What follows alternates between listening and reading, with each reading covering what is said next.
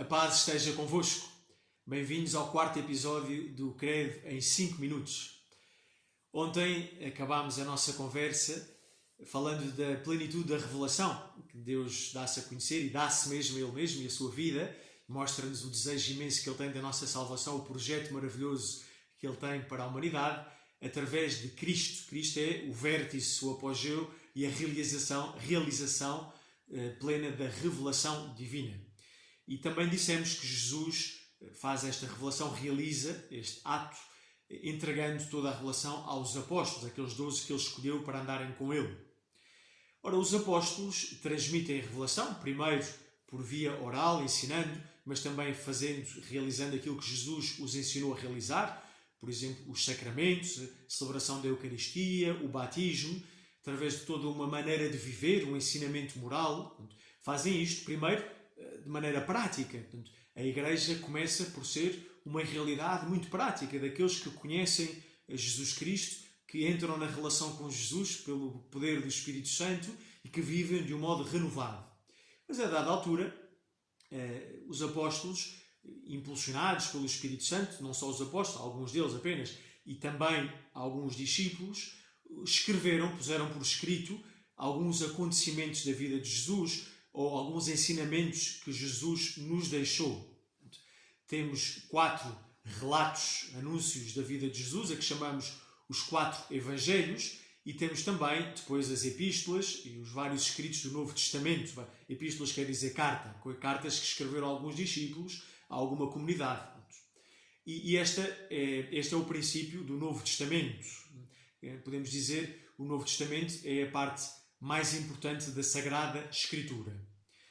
Então temos dois veículos, dois comboios que carregam, que transportam a revelação divina, as verdades reveladas por Deus e a vida que nos é entregue.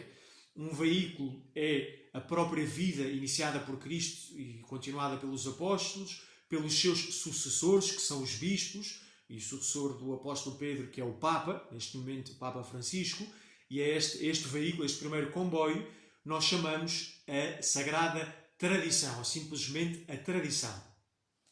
O segundo veículo, que corre sempre em paralelo com o primeiro, porque tem origem no primeiro, tem origem na própria vida da Igreja, é a Sagrada Escritura. Sagrada Escritura e a Sagrada Tradição, os dois juntos, constituem o depósito de fé, a vida e o conhecimento e o tesouro que Jesus confiou à sua Igreja para a iluminação e para a salvação da humanidade inteira, para que a humanidade tenha vida e a tenha em abundância. A Sagrada Tradição e a Sagrada Escritura nunca se opõem, porque têm a mesma fonte, que é Deus, e têm o mesmo objetivo, que é colocar o ser humano em comunhão com Deus. Mas podemos dizer, e é verdade, que nós não somos uma religião do livro. A nossa fé não tem origem num livro. A nossa fé tem origem numa pessoa, que é Jesus Cristo, Deus feito homem. Depois tem como veículos de transmissão desta fé, de toda esta vida divina, a Sagrada Tradição e a Sagrada Escritura. E é por isso que nós apreciamos, valorizamos, estimamos, seja uma, seja outra.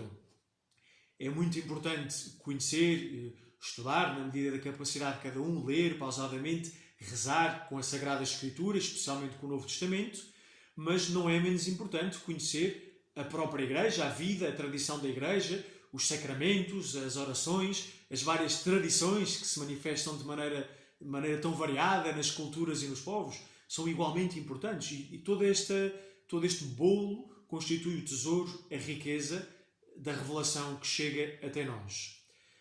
Para terminar a nossa conversa de hoje, como a revelação nem sempre é clara, nem sempre é evidente aquilo que Deus nos quer dizer, e porque nós podemos interpretá-la de maneira errada, Deus concede-nos também um intérprete autêntico desta revelação, que é o magistério da Igreja. No fundo, é o colégio, a união de todos os bispos com o Santo Padre, que são o órgão de ensino da Igreja e que interpretam autenticamente, com verdade, aquilo que quer dizer a revelação.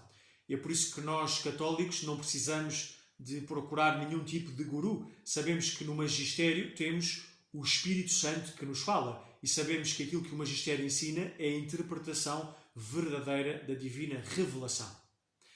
Mais uma vez chegamos ao fim dos 5 minutos. Desejo-vos um ótimo dia e até amanhã, se Deus quiser.